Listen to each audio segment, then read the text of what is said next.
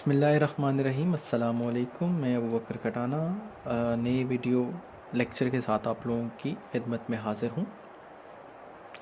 आज का जो हमारा टॉपिक है वो इलेक्ट्रिक फ़ील्ड है। इलेक्ट्रिक फ़ील्ड को स्टार्ट करने से पहले बहुत सारे बच्चों ने ये कहा कि मेन जो टॉपिक्स हैं उनको डिस्कस किया जाए क्योंकि हमारे पास टाइम कम है। तो उन बच्चों के लिए जिन्होंने ये बात की, तो उन बच्चों के लिए कि आप कमेंट बॉक्स में उन टॉपिक्स का नाम लिखते हैं, तो फिर उसके मुताबिक मैं आप लोग उस टॉपिक के मुतालिक मैं वीडियो बना के अपलोड कर दूँगा। तो ये जो इलेक्ट्रिक फ़ील्ड है, इलेक्ट्रिक फ़ील्ड लाइंस है, ये छोटे छोटे जो टॉपिक्स हैं, चूँकि आगे जाके इस्तेमाल होते हैं, इनका कॉन्सेप्ट होना बहुत ज़रूरी है। तो उसके लिए थोड़ी सी इसकी नो हाउ आप लोगों को होनी चाहिए। आप लोगों को इसके बारे में पता होगा, लेकिन सिर्फ अपनी तसल्ली के लिए ये आप लोगों की कोशिश गुजार कर रहा हूँ। इलेक्ट्रिक फील्ड जैसा कि आपको पता है किसी रीजन को कहते हैं। जो रीजन होता है उसे फील्ड कहा जाता है। अब इलेक्ट्रिक फील्ड है तो इसका मतलब चार्ज के इर्द गिर्द फील्ड। तो चार्ज के इर्द गिर्द जो रीजन होता है, कैसा रीजन, कहाँ तक होगा, ये बहुत सारे सवाल होते हैं। ये रीजन है, ये एरिया है, कहाँ तक होगा, किधर तक होगा। तो उसके बारे में कहा जाता है कि region around a charge where another charge experience an electrostatic force. कोई दूसरा चार्ज इलेक्ट्रोस्टैटिक फोर्स एक्सपीरियंस करे, कोई दूसरा चार्ज इलेक्ट्रोस्टैटिक फोर्स एक्सपीरियंस करे तो उसे हम लोग क्या बोलते हैं, उस रीजन को इलेक्ट्रिक फील्ड बोलते हैं। अब जो दूसरा जो चार्ज होता है, जो डिटेक्ट करने के लिए, इलेक्ट्रिक फील्ड डिटेक्ट करने के लिए हम लोग यूज़ करते हैं, वो हम लोग टेस्ट चार्ज यूज़ करते हैं। और ये टेस्ट चार्ज क्या होता है? टेस्ट चार्ज होता है यूनिट पॉजिटिव चार्ज। अब ये जो इलेक्ट्रिक फील्ड होती है, इसे अगर हम लोग लाइन से रिप्रेजेंट करें, तो इमेजनरी लाइन से रिप्रेजेंट करें तो इलेक्ट्रिक फील्ड लाइन से इसको कहा जाता है। या दूसरी डेफिनेशन जो प्रॉपर डेफिनेशन है वो ये है कि the path followed by a test charge, path followed by a test charge when placed in the field of another charge। जब हम लोग टेस्ट चार्ज को किसी दूसरे चार्ज की फील्ड में प्लेस करते हैं, तो वो जिस रास्ते पे जाता है, जो पाथ फॉलो करता है, उस पाथ को हम लोग क्या बोलते हैं? इलेक्ट्रिक फील्ड लाइंस बोलते हैं। अब ऑब्वियसली हम लोग अगर टेस्ट चार्ज को किसी पॉजिटिव चार्ज, जो सोर्स चार्ज होगा, उसकी फील्ड में रखते हैं, तो वो दोनों, उसको हम लोग क्या बोलते हैं? इलेक्ट्रिक फील्ड लाइंस बोलते हैं। इनकी कुछ प्रॉपर्टीज़ होती हैं। ये पॉजिटिव चार्ज से ओरिजिनेट होते हैं और नेगेटिव चार्ज पे जाके टर्मिनेट होते हैं। पॉजिटिव से ओरिजिनेट होने का मकसद सिर्फ आपके पास ये है, क्यों होती है उसकी रीज़न ये है कि आपके पास जो टेस्ट चार्ज होता है वो पॉजिटिव होता है। ये इमेजनरी लाइंस होती हैं, इसके साथ साथ ये एक दूसरे को इंटरसेक्ट नहीं करती। क्यों इंटरसेक्ट नहीं करती? क्योंकि ये हमारे पास क्या होती हैं, they are parallel to each other. ये हमेशा एक दूसरे के साथ पैरेलल होती हैं। और फिर उसके बाद यही जो लाइंस होती हैं पैरेलल क्यों होती हैं? क्योंकि this lines are perpendicular to the surface of charge. और आप लोगों ने 10th में एक थ्योरम पढ़ा था, 9th या 10th था, उसके मैथमेटिक्स में एक थ्योरम था जिसमें उसने बताया था कि जो परपेंडिकुलर लाइंस होती हैं वो हमेशा क्या होती हैं? पैरेलल होती हैं और एक दूसरे को इंटरसेक्ट नहीं करती।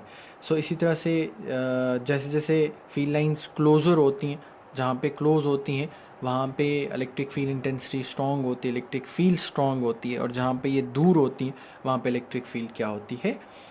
वीक होती है। नेक्स्ट आपके पास है electric field intensity. Electric field intensity क्या होता है? इंटेंसिटी पे बहुत एक अच्छा लेक्चर हो सकता है, लेकिन मैं इन शॉर्ट आप लोगों को डेफिनेशन बताऊंगा और फिर उसके बाद हम लोग इस बेसिक्स को ख़त्म करेंगे और देन हम लोग गाज़ लॉ की तरफ मूव करेंगे, जो हमारा मेन टॉपिक है। Electric field intensity. Electric field intensity क्या है? Force per unit charge. जब हम लोग चार्ज को, जो टेस्ट चार्ज होता है या कोई भी चार्ज होता है, उसको किसी सोर्स चार्ज की फील्ड में प्लेस करते हैं, तो ऑब्वियसली वो उस पर क्या लगाता है? फोर्स लगाता है। तो डिपेंडिंग अपॉन दैट कि आपके पास वो फोर्स का मैग्नीट्यूड क्या है। अगर फोर्स का मैग्नीट्यूड ज़्यादा है तो इलेक्ट्रिक फील्ड इंटेंसिटी ज़्यादा होगी, कम है तो इलेक्ट्रिक फील्ड इंटेंसिटी भी क्या होगी? कम होगी। ये आप इस तरह से समझ लें कि आपके पास दो लाइट सोर्सेज हैं। एक आपके पास नॉर्मल बल्ब है और एक आपके पास फ्लड लाइट्स होती हैं जो ग्राउंड्स वगैरह में लगी होती हैं, तो जो फ्लड लाइट्स होती है उसकी इंटेंसिटी ज़्यादा होती है क्योंकि वो ज़्यादा एनर्जी इम्पार्ट कर रहा होता है, वो ज़्यादा एनर्जी इमिट कर रहा होता है, ज़्यादा फोटॉन्स इमिट कर रहा होता है, तो उसकी इंटेंसिटी ज़्यादा होती है। तो सेम आपके पास यहाँ पे चार्ज की बात कर रहे हैं, तो चार्ज की जब बात करते हैं तो एक चार्ज दूसरे चार्ज के ऊपर फोर्स लगाता है, तो वो जो फोर्स होती है उस चार्ज के ऊपर, यूनिट चार्ज के ऊपर, तो उसे हम लोग इलेक्ट्रिक फील्ड इंटेंसिटी कहते हैं। ई से रिप्रेजेंट करते हैं और मैथमेटिकल फॉर्म है इसकी E is equals to F by Q naught. E हमारे पास शो कर रहा है इलेक्ट्रिक फील्ड इंटेंसिटी को, एफ शो कर रहा है हमारे पास फोर्स को, वो जो चार्ज दूसरे चार्ज पे लगा रहा होता है, इलेक्ट्रोस्टैटिक फोर्स होती है।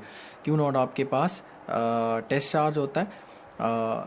इसकी जो यूनिट है वो है न्यूटन पर कूलम, या आप ये कह सकते हैं volt per metre. Volt per metre हम लोग कहाँ से निकालते हैं, ये जब हम लोग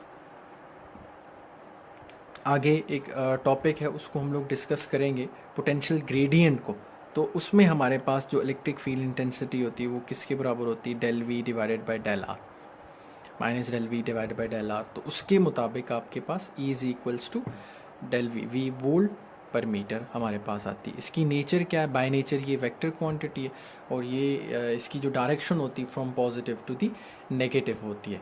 नेक्स्ट है आपके पास electric field intensity due to point charge. Point charge को हम लोग किसी पॉइंट चार्ज की वजह से हम लोग इलेक्ट्रिक फील्ड इंटेंसिटी फाइंड करते हैं कि ये जो चार्ज हमारे पास, इसको हम लोग सोर्स चार्ज जो ले लें, वो पॉइंट चार्ज ले लें, तो उसकी वजह से जो हमारे पास इलेक्ट्रिक फील्ड इंटेंसिटी होगी वो किसके बराबर होगी। एक आपके पास चार्ज पॉइंट चार्ज क्यू और दूसरा हमारे पास टेस्ट चार्ज है। जैसा कि अभी हमने डेफिनेशन में पढ़ा कि इलेक्ट्रिक फील्ड इंटेंसिटी किसके बराबर होती है, फोर्स पर यूनिट चार्ज के बराबर होती है। तो आपको पता है, इसको इक्वेशन नंबर 1 कह देते हैं। ये जो दो हमारे पास चार्जेस हैं, पॉइंट चार्ज और टेस्ट चार्ज, इन दोनों के दरमियान इलेक्ट्रोस्टैटिक फोर्स प्रेजेंट होगी और वो किसके बराबर होगी, F is equals to K Q1 Q2 divided by r square. Q1 is equals to Q, क्योंकि जो हमारे पास सोर्स चार्ज है वो Q1, उसको हम लोगों ने Q के साथ रिप्रेजेंट कर दिया, और जो टेस्ट चार्ज है वो हमारे पास किसके बराबर हो गया, Q0 के बराबर आ गया। इसको उठा के इस इक्वेशन में पुट करेंगे, Q1 की जगह पे Q आ जाएगा, Q2 की जगह पे Q0 आ जाएगा। ये जो फोर्स की वैल्यू बन रही है इसको उठा के हम लोग इक्वेशन नंबर 1 में पुट करेंगे। जैसे ही हम लोग इक्वेशन नंबर 1 में पुट करेंगे तो आपके पास ये हो जाएगा E is equals to F की जगह पे हम लोग क्या पुट कर देंगे, K Q into Q0 divided by r square divided by Q0। मैंने ये जो डिवाइड का साइन है इसको इस साइन से रिप्लेस कर दिया, और अगर जैसे ही हम लोग इस साइन को कन्वर्ट करते हैं, मल्टीप्लाई के साथ रिप्लेस करते हैं, तो जो नेक्स्ट टर्म होती है उसका रेसिप्रोकल ले लेते हैं। तो ये 1 इसके डिवाइड में था तो ये ऊपर चला जाएगा, 1/Q0 हो जाएगा। ये Q0 से क्या हो जाएगा, कैंसिल हो जाएगा।